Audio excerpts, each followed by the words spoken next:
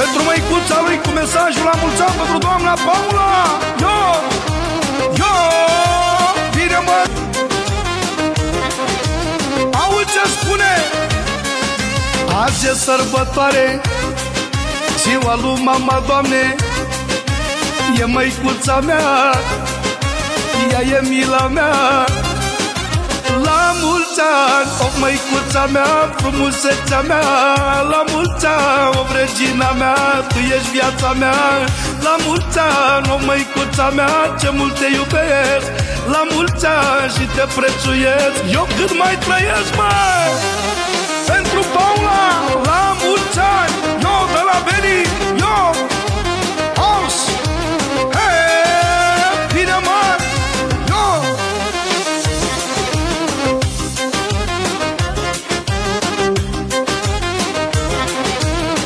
Auzi ce spune?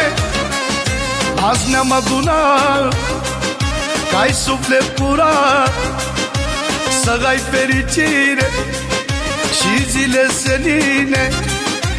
La mulți ani, o măicuța mea, tu ești viața mea. La mulți ani, o frumoasa mea, o prințesa mea.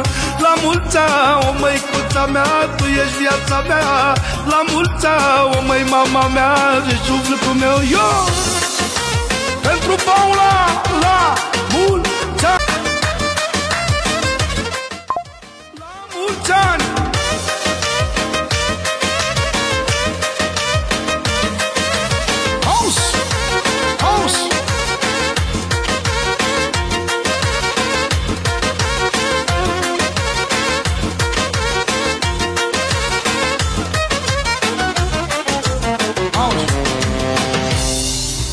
Să ai fericire și zile senine, că ești number one, scâtă columbian.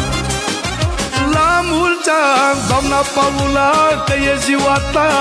La mulți ani, la mulți ani, mulți ani și un sac de bani. La mulți ani, să ai fericire și zile senine. La mulți ani, la mulți ani, mulți ani și un sac de bani, măi! Să-ți trăiască!